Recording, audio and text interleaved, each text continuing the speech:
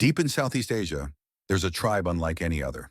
They're the Bajau, better known as the Sea Gypsies, a people who have lived on the ocean for thousands of years, making the sea their true home.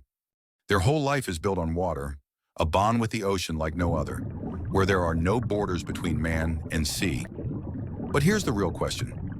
How long can you hold your breath underwater?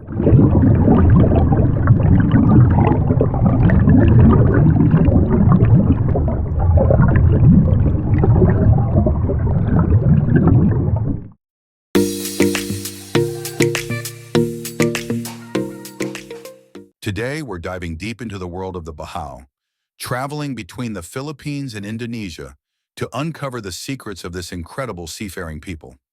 The Bajau are spread across three countries, the Philippines, Indonesia, and Malaysia. But despite these borders, they remain connected by language, faith, most of them are Muslim, and an unbelievable skill. They can hold their breath underwater for over 13 minutes while hunting.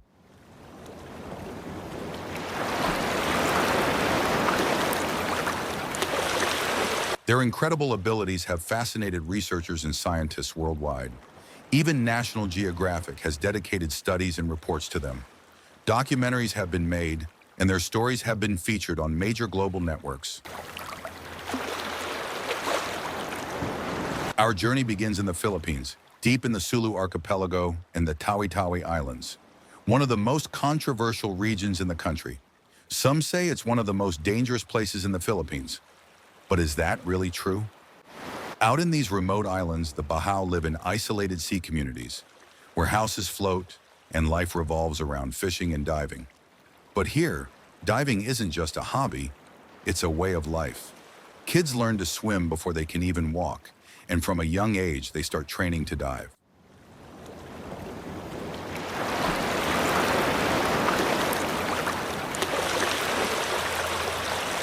Getting there isn't easy. You have to travel from the capital, Manila, through multiple cities before finally reaching the southern islands where these sea tribes live. And despite the reputation surrounding this region, the reality is much simpler. A community living by its own traditions, far from the complexities of the modern world.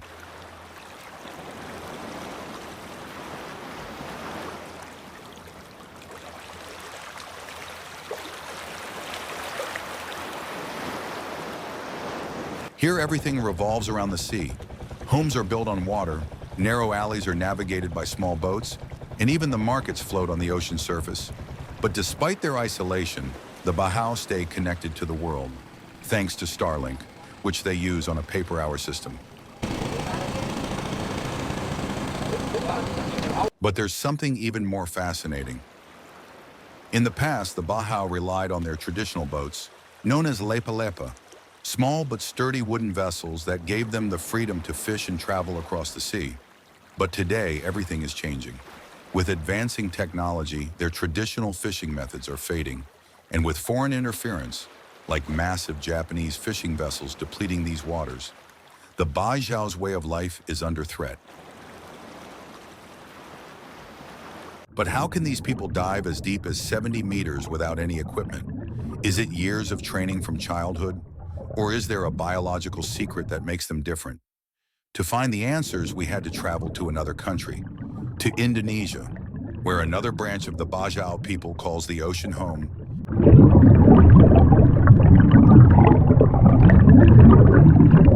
From Manila, we head to Jakarta, a bustling city of over 11 million people. From there, we journey to Sulawesi, one of Indonesia's most diverse and mysterious islands. After a long journey spanning several days, we finally arrive at a floating village where the Bajau live. Tonight, we'll immerse ourselves in their way of life and see firsthand how they welcome outsiders. We've brought gifts for the families and we'll be staying with one of the tribe's most respected figures, the man whose story captivated the world, Jago. Jago, a 90-year-old elder, has become a symbol of the Bajau people after sharing his incredible story as a master diver and fisherman in a BBC documentary. But behind his fame lies a tragedy. He lost his son to the sea, and to this day his grief never leaves him.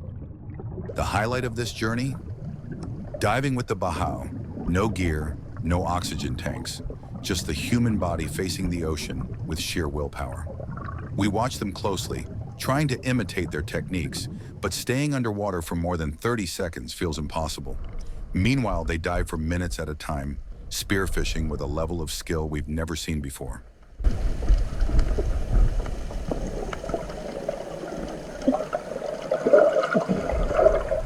This sea tribe hunts over 200 species of fish using traditional tools like spears and handmade hooks, techniques passed down from their ancestors. But the history of the Bajau hasn't always been peaceful. In the 18th and 19th centuries, some Baha were known as sea pirates, roaming the oceans and striking fear into sailors.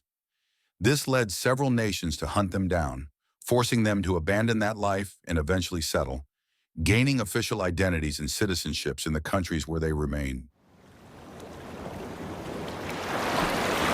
Today, they struggle to preserve their identity in a rapidly changing world, but the sea remains their home, and the freedom to roam its waters is still an inseparable part of their culture.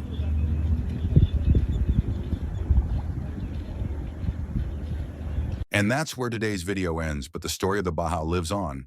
They are the last true ocean wanderers, the final sea tribe still holding on to their ancient heritage. If you made it this far and enjoyed the video, don't forget to subscribe to the channel for more incredible stories about unique cultures and tribes from around the world.